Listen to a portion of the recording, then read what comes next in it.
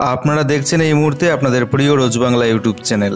আজকের এক্সক্লুসিভ 10টি বাছাই করা খবর বিস্তারিত জানিয়ে দেব আপনাদেরকে, তাই শেষ পর্যন্ত থাকবেন। আর অবশ্যই ভিডিওটিকে একটি লাইক করে দেবেন, প্রচুর পরিমাণে শেয়ার করবেন, যাতে বেশি বেশি মানুষের কাছে গুরুত্বপূর্ণ খবরগুলো পৌঁছে যায়। আর অবশ্যই চ্যানেলটিকে সাবস্ক্রাইব করবেন নতুন এসে থাকলে, এবং তার পাশের বেল আইকনে ক্লিক করে দেবেন, তাহলে আমাদের আপলোড করা খবরগুলো আপনি দেখতে পারবেন প্রত্যেক দিন সবার প্রথমে। সুইজারল্যান্ডের সুইস ব্যাংকে ভারতীয়দের অর্থ বেড়ে 3 গুণ। 21,000 কোটি কালো টাকা কার? প্রশ্নের মুখে মোদী সরকার।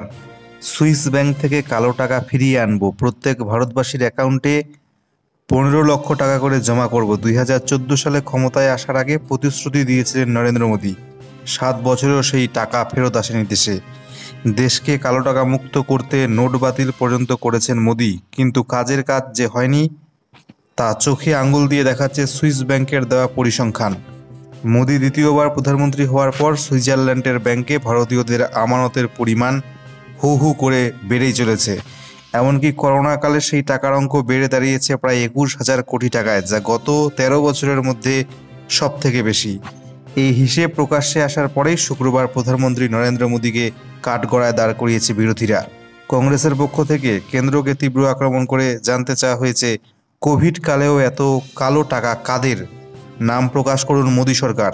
সুইস ন্যাশনাল ব্যাংকের তথ্য বলছে, 2019 সালের শেষ দিকে সুইস ব্যাংকে ভারতীয়দের তহবিলের পরিমাণ ছিল 6,625 কোটি টাকা। 2020 সালের শেষে তা বেড়ে দাঁড়িয়েছে 20,706 কোটি টাকায়, অর্থাৎ মাত্র 1 বছরে কালো টাকার অঙ্ক বেড়েছে 3 গুণেরও বেশি।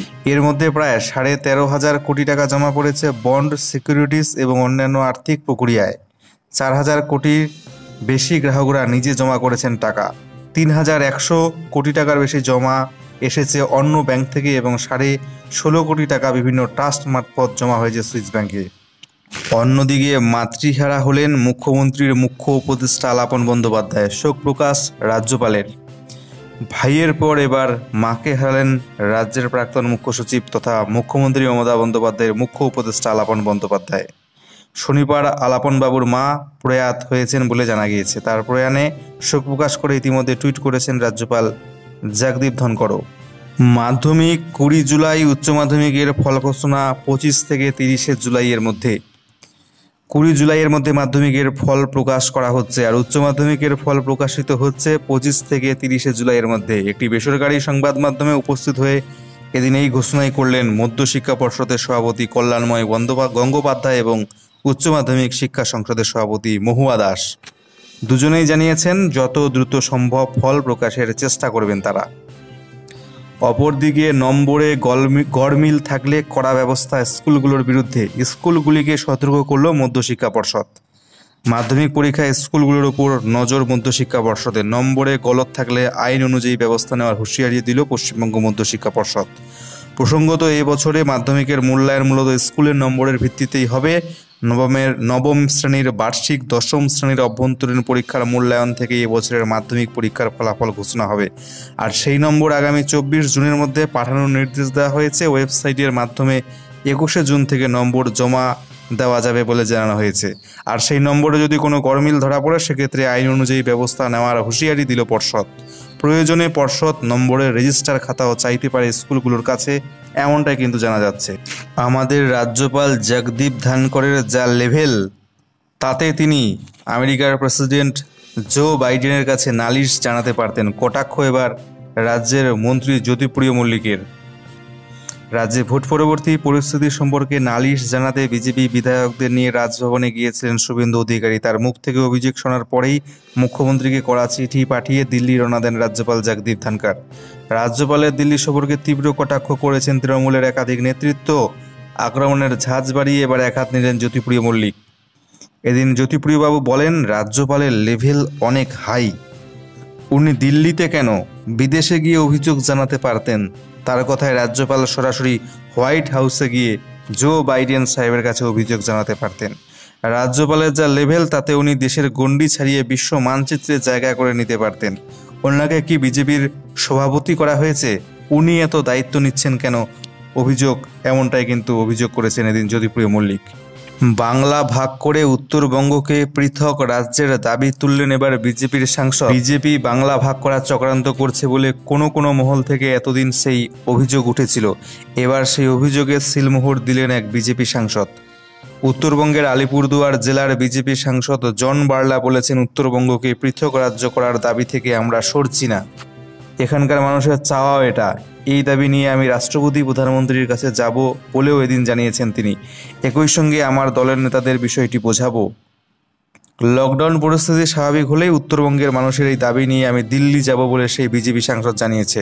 উল্লেখ্য, কয়েকদিন আগে মুখ্যমন্ত্রী এই সম্পর্কে বলেছিলেন, বাংলা ভাগ করার চক্রান্ত অত সহজ নয়, যা ইচ্ছা তাই চাইলেই করা যায় না। কোনো মতেই আমরা বাংলা ভাগ করার চক্রান্ত সফল হতে দেব না। মুখ্যমন্ত্রীর এই হুঁশিয়ারির পর এবার প্রকাশ্যে বাংলা ভাগের দাবি করলেন আলিপুরদুয়ারের বিজেপি সাংসদ জন বার্লা। বিজেপি সাংসদের বাংলা ভাগ করতে চাওয়ার এই দাবিকে কোনোভাবেই যে মানা হবে না তা এদিন পরিষ্কার করে দিয়েছেন তৃণমূল সাংসদ সুখেন্দু শেখর রায়। তিনি বলেছেন, যতই ষড়যন্ত্র হোক না কেন বাংলাকে আমরা ভাগ হতে দেব না। এই কথা জানিয়ে দিয়েছেন খোদ মুখ্যমন্ত্রী মমতা বন্দ্যোপাধ্যায়ও। বাংলা ভাগ করতে হলে উত্তরপ্রদেশকে 4 ভাগে ভাগ করতে হবে। সেটা বিজেপি করবে তো? আরও যেসব রাজ্যে এই দাবি উঠেছে সে সম্পর্কে বিজেপির মত কি, আগে সেই কথা জানা দরকার। বিজেপি সাংসদদের এই বাংলা ভাগের দাবির কড়া বিরোধিতা করেছে প্রদেশ কংগ্রেস সভাপতি অধীর রঞ্জন চৌধুরীও। তিনি বলেছেন, বাংলা ভাগের এই দাবি মানে গোটা রাজ্যের সংকট। এই ধরনের প্রচেষ্টা আটকানো দরকার। বিজেপি সাংসদের এই মন্তব্যে একেবারেই সাম্প্রদায়িক বলে তিনি জানিয়েছেন। অবশেষে জামিন পেলেন সারদা মামলার অন্যতম অভিযুক্ত দেবযানী। তবে এখনও জেলেই থাকতে হবে তাকে। তবে কি আমানতকারীদের টাকা পাওয়া যাবে না ফেরত? বিস্তারিত আপনাদেরকে জানাবো। প্রায় 7 বছর পর অবশেষে জামিন পেলেন সারদা কাণ্ডের অন্যতম অভিযুক্ত দেবযানী মুখোপাধ্যায়। তবে এখনও তাকে জেলেই থাকতে হবে, কারণ তিনি শুধু কলকাতা হাইকোর্টের ভারপ্রাপ্ত প্রধান বিচারপতি রাজেশ বিন্দালের ডিভিশন বেঞ্চেই জামিন পেয়েছেন। ওড়িশা এবং অসমে দায়ের হওয়া 2টো মামলায় এখনও জামিন মেলেনি তার। সারদা গোষ্ঠীর কর্তা সুদীপ্ত সেনের পরেই এক্সিকিউটিভ ডিরেক্টর তথা সর্বময় কর্ত্রী ছিলেন দেবযানী। তাকে সংস্থার সেকেন্ড পার্সন হিসাবেই ধরা হতো।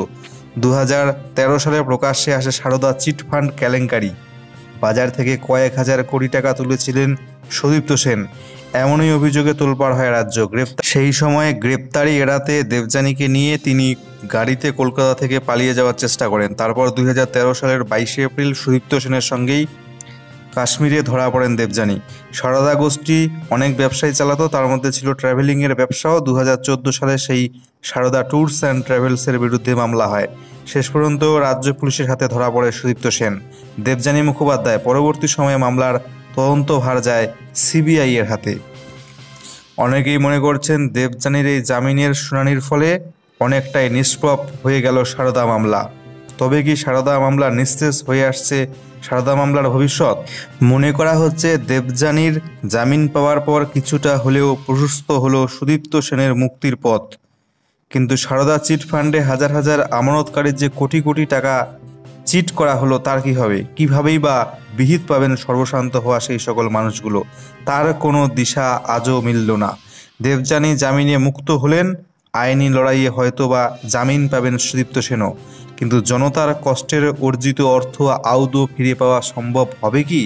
তার সদুত্তর পেল না সব হারিয়ে নিঃস্ব হওয়া আমানতকারীরা।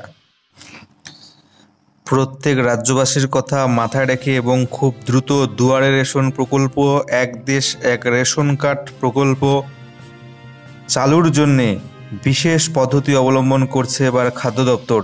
এবার দুয়ারে আধার নম্বর সংযুক্তিকরণের বিশেষ কর্মসূচি নিচ্ছে খাদ্য দপ্তর। রেশন গ্রাহকদের জন্য এবার দুয়ারে আধার নম্বর সংযুক্তিকরণের কর্মসূচি নিচ্ছে খাদ্য দপ্তর। গ্রাহকদের বাড়িতে গিয়ে এবার তাদের রেশন কার্ডের সঙ্গে আধার নম্বর সংযুক্তিকরণের কাজটি করবে, এমনটাই কিন্তু জানানো হয়েছে। খাদ্য দপ্তর ইতিমধ্যে সরকারি সংস্থা ওয়েবেল টেকনোলজি লিমিটেডকে এই কাজের দায়িত্ব দিয়ে চিঠি পাঠিয়েছে। 60 দিনের মধ্যে এই কাজ শেষ করতে হবে, এমনটাই কিন্তু সংস্থাকে জানানো হয়েছে রাজ্যের তরফ থেকে। চিঠিতে বলা হয়েছে প্রায় 5.5 কোটি রেশন গ্রাহকের আধার সংযুক্তিকরণের প্রক্রিয়া সম্পন্ন করতে হবে। এই কাজের জন্য সংস্থা মাথাপিছু 5 টাকা 78 পয়সা করে পাবে বলে জানা যাচ্ছে। বাড়িতে গিয়ে কাজ করার পরও নাম বাদ পড়া গ্রাহকদের জন্য এলাকা ভিত্তিক শিবির খুলতেও বলা হয়েছে ওয়েবেল সংস্থাটিকে। অর্থাৎ আপনার বাড়িতে বাড়িতে গিয়ে আপনার রেশন কার্ডের সঙ্গে এবার আধার কার্ড লিঙ্ক করবে রাজ্য সরকার। সেজন্য কিন্তু ওয়েবল সংস্থার সঙ্গে তারা চুক্তি করেছে। যদি সেই সময় আপনি আপনার আধার কার্ডকে লিঙ্ক করতে না পারেন ডিজিটাল রেশন কার্ডের সঙ্গে, তাহলেও কিন্তু অসুবিধা হবে না। আপনার বাড়ির পার্শ্ববর্তী এলাকায় কিন্তু ক্যাম্প করেও সেই কাজটি করা হবে। খাদ্য দপ্তর ইতিমধ্যে বিজ্ঞপ্তি জারি করে জুলাই মাসের মধ্যে গ্রাহকদের আধার নম্বর সংযুক্তিকরণ করতে বলেছে। আগস্ট মাস থেকে রেশনে খাদ্য সংগ্রহ করার ক্ষেত্রে আধার লিঙ্ক বাধ্যতামূলক করা হয়েছে বলে জানানো হয়েছে। খাদ্য দপ্তরের স্থানীয় অফিসে গিয়েও আপনি 11 নম্বর ফর্ম পূরণ করে কিংবা খাদ্য দপ্তরের ওয়েবসাইটে গিয়ে অনলাইনে কিংবা রেশন দোকানেও কিন্তু আপনি আপনার রেশন কার্ডের সঙ্গে আধার কার্ডের নম্বরটা লিঙ্ক করতে পারেন। খাদ্য দপ্তর সূত্রের খবর, রেশন গ্রাহকরা নিজেরা উদ্যোগী হয়ে আধার সংযুক্তিকরণ করবেন, শুধু তার ওপর ভরসা করতে পারছে না রাজ্য সরকার। তাই বাইরের এজেন্সি নিযুক্ত করে গ্রাহকদের বাড়িতে লোক পাঠিয়ে সেই প্রক্রিয়াটি সম্পন্ন করতে চাইছে এবার রাজ্য সরকার। কারণ রেশন ব্যবস্থায় স্বচ্ছতা আনার পাশাপাশি এক দেশ এক রেশন কার্ড ব্যবস্থায় অংশ নিতে গ্রাহকদের আধার নম্বর সংযুক্তিকরণ বাধ্যতামূলক। অপরদিকে খাদ্যসাথী প্রকল্প, খাদ্যসাথী কুপন বা রেশনের যে কুপন, সেই কুপন নিয়ে রয়েছে একটি সুখবর। খাদ্যসাথী কুপনে ডিসেম্বর মাস পর্যন্ত রেশন পাবেন গ্রাহকরা। লকডাউনের সময় বিশেষ ঘোষণা করেছিল রাজ্যের মমতা বন্দ্যোপাধ্যায় সরকার। যাদের রেশন কার্ড ছিল না কিংবা যারা রেশন কার্ড ডিজিটাল রেশন কার্ডের জন্য আবেদন করেছেন, হাতে রেশন কার্ড পাননি, তাদের জন্য কিন্তু খাদ্যসাথী কুপন নিয়ে এসেছিল রাজ্য সরকার। সেই কুপনের মাধ্যমে কিন্তু বিনামূল্যে রেশন তুলতে পারতেন গ্রাহকরা। এবার সেই খাদ্যসাথী কুপনের মেয়াদ কিন্তু ডিসেম্বর মাস পর্যন্ত বাড়িয়ে দিল রাজ্য সরকার। অর্থাৎ এখনও পর্যন্ত যারা হাতে ডিজিটাল রেশন কার্ড পাননি বা কোনো কারণে হাতে ডিজিটাল রেশন কার্ড নেই, তারা কিন্তু সেই কুপন ব্যবহার করে ডিসেম্বর মাস পর্যন্ত আপনার রেশন এবং বিনামূল্যে রেশন কিন্তু তুলতে পারবেন। এই কড়া বিধিনিষেধের মধ্যেই কিছুটা হলেও স্বস্তির খবর। সোমবারের মধ্যে চালু হচ্ছে দূরপাল্লার আরও 170টি ট্রেন। করোনা কমতে থাকায় ধাপে ধাপে দূরপাল্লার ট্রেন পরিষেবা স্বাভাবিক করার উপরে এবার জোর দিচ্ছে রেল। 21শে জুন সোমবারের মধ্যে দূরপাল্লার 170টি ট্রেনের পরিষেবা শুরু হবে বলে শুক্রবার জানিয়ে দিল পূর্ব রেলের মুখ্য জনসংযোগ আধিকারিক একলব্য চক্রবর্তী। দূরপাল্লার ওইসব ট্রেন ছাড়াও আরও 34টি ইন্টারসিটি এক্সপ্রেসের পরিষেবা শুরু করার বিষয়ে প্রয়োজনীয় ছাড়পত্র দিয়েছে রেল বোর্ড। এইসব এক্সপ্রেস ট্রেনেও আগামী সপ্তাহের মধ্যে চলাচল শুরু করবে বলে পূর্ব রেলের তরফ থেকে জানানো হয়েছে। পূর্ব রেল জানিয়েছে, এতদিন 52 জোড়া বিশেষ ট্রেন চলছিল, সেগুলোর মেয়াদও বাড়ানো হয়েছে। পূর্ব রেলের আওতাভুক্ত ট্রেনগুলোর টিকিট সংরক্ষণের প্রক্রিয়া আজ থেকেই শুরু হচ্ছে। পূর্ব রেলের টিকিট সংরক্ষণ কেন্দ্র ছাড়াও অনলাইনে টিকিট কাটা যায় বলে জানিয়েছে রেল। এছাড়াও যাত্রীদের চাহিদা থাকায় মুম্বাই, বেঙ্গালুরু, সেকেন্দ্রাবাদ সহ বিভিন্ন গন্তব্যে বিশেষ ট্রেন চালানো হতে পারে বলে রেল সূত্রে খবর। যেসব ট্রেনের পরিষেবা আগামী সপ্তাহের মধ্যে শুরু হচ্ছে তার মধ্যে রয়েছে শিয়ালদহ নিউ জলপাইগুড়ি, কলকাতা শিলঘাট, হাওড়া রাঁচি এক্সপ্রেস, কলকাতা বালুরঘাট, হাওড়া আসানসোল, কলকাতা লালগোলা, হাওড়া রামপুরহাট এক্সপ্রেসের মতো ট্রেন। তবে অতিমারির আবহে আপাতত সব ট্রেনেই বিশেষ ট্রেন হিসেবে চলবে। যাত্রীদের আগাম টিকিট সংরক্ষণ করে করোনা বিধি মেনে যাতায়াত করতে হবে। প্রত্যেক দিনের মতো আজকেও সর্বশেষে আপনাদেরকে জানিয়ে দেব ওয়েদার রিপোর্ট কেমন থাকবে রাজ্যের আবহাওয়া। প্রথমে চোখ রাখবো উত্তরবঙ্গের দিকে। আজ রবিবার উত্তরবঙ্গের দার্জিলিং, কালিম্পং, আলিপুরদুয়ারে ভারী বৃষ্টিপাত হতে পারে। বাকি জেলাগুলোতেও হালকা থেকে মাঝারি বৃষ্টির সম্ভাবনা রয়েছে। পরবর্তী 24 ঘন্টা অর্থাৎ 21শে জুন সোমবার উত্তরবঙ্গের হিমালয়ের পাদদেশ সংলগ্ন 5 জেলা অর্থাৎ দার্জিলিং, জলপাইগুড়ি, কালিম্পং, আলিপুরদুয়ার, কোচবিহারে ভারী বৃষ্টিপাতের সম্ভাবনা। এর মধ্যে সোমবার দার্জিলিং, জলপাইগুড়ি, কোচবিহারে অতি ভারী বৃষ্টি হতে পারে। বাকি জেলাগুলোতে হালকা থেকে মাঝারি বৃষ্টির সম্ভাবনা রয়েছে। এবার চোখ রাখবো দক্ষিণবঙ্গের দিকে। দক্ষিণবঙ্গে আজকে উত্তর এবং দক্ষিণ 24 পরগনা, পূর্ব পশ্চিম মেদিনীপুর, হাওড়া, কলকাতা, হুগলি, পূর্ব বর্ধমান, মুর্শিদাবাদ, নদিয়ায় ভারী বৃষ্টির সম্ভাবনা রয়েছে। বাকি জেলাগুলোতে হালকা থেকে মাঝারি বৃষ্টি হতে পারে। তার পরবর্তী 24 ঘন্টা অর্থাৎ 21শে জুন সোমবার দক্ষিণবঙ্গের বিভিন্ন জায়গায় ভারী বৃষ্টিপাতের সম্ভাবনা। তার মধ্যে উত্তর 24 পরগনা, মুর্শিদাবাদ এবং নদিয়া রয়েছে। আগামী 2 থেকে 3 দিন দিনের তাপমাত্রা সেরকম কোনো পরিবর্তন না হলেও তার পরবর্তী দিন 2-1 তাপমাত্রা বাড়তে পারে দক্ষিণবঙ্গে, এমনটাই কিন্তু জানানো হয়েছে। আজকের খবরগুলো এই পর্যন্তই। অবশ্যই একটা লাইক করে আমাদের সাপোর্ট করবেন। চ্যানেলটিতে নতুন এসে থাকলে সাবস্ক্রাইব করে পাশের বেল আইকনে ক্লিক করবেন আর প্রচুর পরিমাণে শেয়ার করবেন যাতে এই গুরুত্বপূর্ণ খবরগুলো সবার কাছে পৌঁছে যায়। আর আপনার গুরুত্বপূর্ণ মতামতটি আমাদের ভিডিওর নিচে কমেন্ট বক্সে জানাতে ভুলবেন না। আপনি কোন ধরনের খবর দেখতে চাইছেন সেটাও কিন্তু অবশ্যই আমাদের জানাবেন। অসংখ্য ধন্যবাদ।